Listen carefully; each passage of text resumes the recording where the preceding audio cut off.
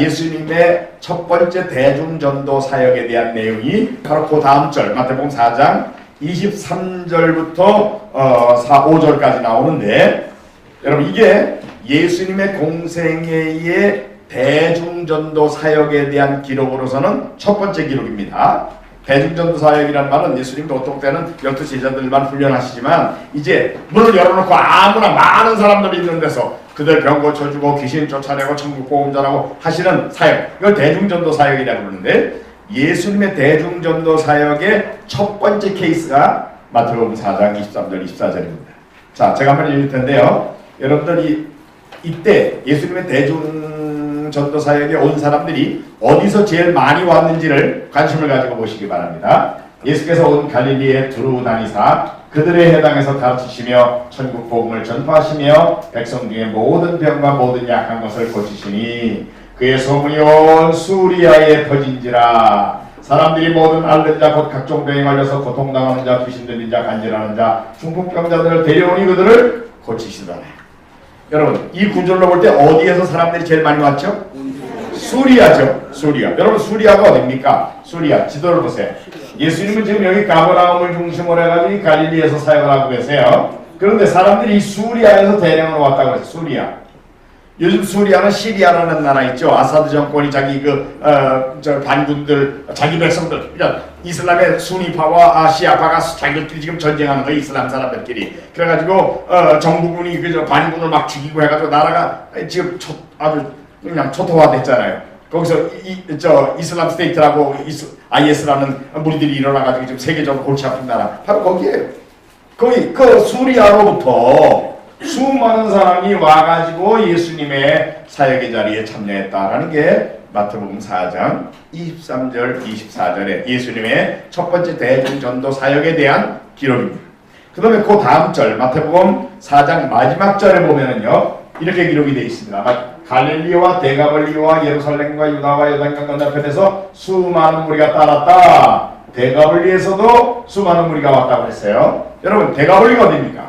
갈릴리 바다의 남동쪽. 데카라는 말은 10이라는 뜻이고 폴리스라는 말은 도시라는 뜻입니다. 10개의 도시로 구성된 이방 사람들이 사는 지역입니다. 나중에 예수님이 제자들을 데리고 거기 갔을 때 군대 귀신 들린 사람 2명이 거기서 무덤가에서 나와서 소리 꽥꽥 지르다가 우리를 무적하게 들어가게 하지 말아주세요. 우리를 저 돼지떼에 들어가게 해주세요. 그래서 예수님이 허락하더라. 그러니까 두 사람에 대해서 귀신이 나왔는데 얼마나 많은지 2,000마리나 되는 돼지떼들이 다 귀신 들린 돼지떼가 다 물에 빠져 죽었잖아요. 바로 그 사건이 있었던 바로 그 지역이에요. 돼지 길렀다는 거 보니까 그것도 2,000마리나 길렀다는 얘기는 양도업을 했다는 얘기인데, 이스라엘 사람들이 양도업을 합니까? 레위기 11장에 의하면 이스라엘 사람들은 돼지고기 먹지 말라고 그랬어요. 부정한 짐승이에요. 그래서 이스라엘 사람들은 돼지를 안 길러요. 그러니까 이들이 2,000마리나 되는 돼지 길렀다는 걸로 보면은 이들이 이방인들이었다는 게 너무 분명한데, 바로 이 지역으로부터 수많은 무리가 왔다라고 지금 마태복음 4장 마지막 절인 마태복음 4장 마지막 절 25절에 그렇게 말했다고 합니다.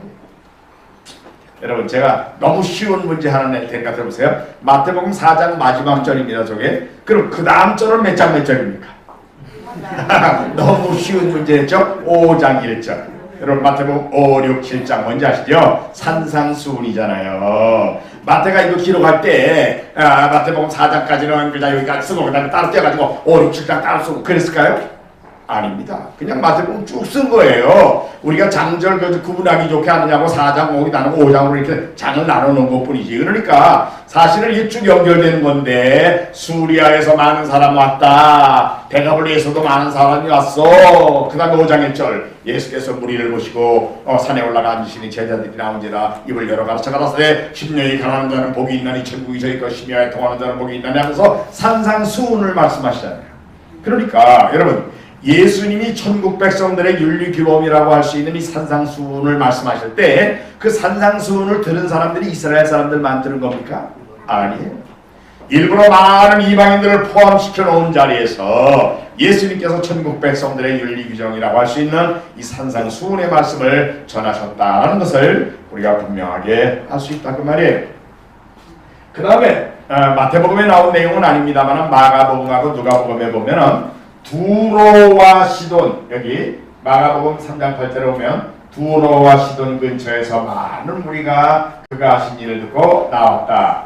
또 누가복음에도 6장 17절에 예루살렘과 두로와 시돈의 해안으로부터 많은 백성도 있더라. 그러니까 두로와 시돈 지방에서도 많은 사람이 왔다는 거예요.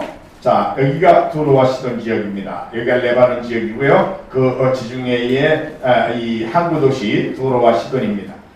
그러니까 보세요. 예수님은 지금 여기 갈릴리에 가버나움을 중심으로 해서 갈릴리에서 주로 사역을 하고 계시는데, 아까 수리아에서 사람들 많이 왔다고 그랬어요. 데가블리에서 사람 많이 왔다고 그랬습니다. 또 여기는 두로와 시도에서 또 사람들이 많이 왔다고 그랬어요. 그러니까 예수님이 사역하시는 이 갈릴리를 싸고 있는 북서쪽, 북쪽, 동남쪽, 그리고 나중에 이제 이 사마리아는 뭐 남쪽이니까 모든 방향에서부터 이방 사람들이 예수님의 사역의 장소에 와가지고 예수님의 사역에 참여했던 것을 우리가 분명하게 볼 수 있지 않느냐 그 말이에요.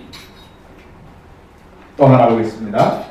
저 이두메라는 곳에서 마가복음에 의하면 유다와 예루살렘과 이두메에서 많은 무리가 그가 하신 일을 듣고 나왔다고 그랬는데, 이두메는 이 팔레스타인의 맨 남쪽에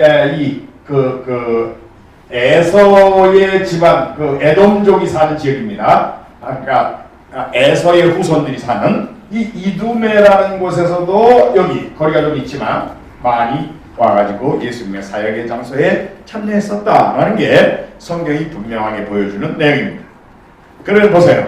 다시 말씀드립니다. 수리아에서 많이 왔다고 그랬어요. 데가블리에서도 왔다고 그랬어요. 두로와 시돈에서 왔다고 그랬어요. 또 이두메에서도 왔다고 그랬습니다. 그러니까 이방 사람들도 예수님의 공생의 사역의 현장에 많이 참석했었다라는 것을 우리가 분명하게 알 수 있죠. 자, 마태복음 12장에 보면 예수님께 나오는 병자들을 예수님이 다 고쳐주셨다 이런 얘기가 나오는데요. 이 병 고침 받은 사람들이 이스라엘 사람인지 이방인인지 여기서 말하고 있지 않습니다. 그냥 사람들의 병을 예수님이 나온 사람 다 고쳐주셨다고만 돼 있어요. 그런데 이 내용에 대하여 이는 선지자 이사야를 통하여 말씀하신 게 이루어진 거야 그러면서 이사야 42장 1절부터 4절에 나와 있는 말씀을 마태가 인용을 하고 있는데, 그 내용에 보면 내가 내 영을 그에게 줄 터이니 그가 심판을 이방에 알게 하리라 한 게 이루어진 거다. 그리고 또 21절에도 또한 이방들이 그의 이름을 방하리라 함이 이루어진 거다 이렇게 말하고 있어요. 그러면은 여러분 여기 그냥 병자 온 사람들 병 다 고쳐주셨다고 그랬지만 이게 이스라엘 사람인지 이방인인지는 말하고 있지 않지만 이사야서가 이루어진 거야. 그러면서 이사야서의 내용을 보니까 이방 사람들에게 하나님의 공의가 선포되고 이방 사람들이 그의 이름을 바라리라는 게 이루어진 거다라는 것이 이사야에 예언된 게 이루어진 거라는 걸 볼 때에 예수님에게 나와서 병 고침 받은 사람들이 다 누구라는 겁니까? 물론 유대인들도 있긴 있었겠죠. 그러나 절대 다수가 이방인이었기 때문에 지금 이사야에서의 예언되었던 일이 이루어진 거야 라고 분명하게 성경이 말하고 있는 것을 우리가 볼 수 있지 않습니까? 자, 보세요. 사람들이 많이 몰려와서 고쳐줬어요. 예수님이. 그랬더니 무리가 보고 놀랍게 여겨 이스라엘의 하나님께 영광을 돌리니라 그랬어요. 이스라엘의 하나님께 영광을 돌렸대. 왜 그냥 하나님께 영광을 돌렸다고 그러지 않고 이스라엘의 하나님 굉장하시구나, 이스라엘의 하나님께 영광을 돌렸다고 왜 그랬을까요? 이 고침 받은 사람들이 이방인들이니까 그렇겠죠. 예? 그래서 이 사건 그들이 이방인들이었기 때문에 놀라가지고 그냥 하나님이라고 하지 않고 이스라엘의 하나님이라고 불렀고요. 그래서 예수님은 계속해서 그들이 너무서 멀리서 왔기 때문에 가다가 굶을 거야. 그러니까 먹여보내라 그래가지고 떡 7개와 생선 2마리로 4,000명을 더 먹여가지고 보내셨다라는 게 마태복음 15장에 나와 있는 내용입니다. 그러니까 여러분 우리가 복음서를 지금 보면서 한 가지 꼭 기억해야 할 것은 사탄이 선교를 못하게 하려는 목적으로 이상하게 우리들에게 생각에 우리들의 기억에 역사해가지고 똑같은 글을 읽었는데 예수님이 병 고치고 귀신 쫓아내고 뭐 천국 복음 전하고 했는데 거기 모든 사람들을 다 이스라엘 사람들만 모여있던 거로 우리가 이상하게 이해하고 있어요. 주일 학생 때부터 배웠어요. 그런데 예수님이 고쳐주고 한 사람 다 이스라엘 사람이라고만 이상하게 우리 머리에 그림이 잘못 들어가 있다니까. 여러분, 이 그림은 틀린 그림입니다. 오늘 지금 우리가 본 저 수리아에서, 데가볼리에서, 두로와 시돈에서, 이두메에서도, 그리고 와서 병고침 받은 사람들의 절대 다수가 이방인이었다라는 거, 이게 성경이 말하는 정확한 그림이거든요. 그러면 이 예수님이 이방인들에게 이렇게 계속 일하시는 모습을 본 사람이라 그러면 예수님의 관심이 이방인들에게 있었어라는 걸 알기 때문에 선교 쪽으로 눈이 열리고 귀가 열리는데, 이상하게 사탄이 이 그림을 우리 뇌리에 잘못 입력되게 했다고. 이 그림을 고쳐야 됩니다.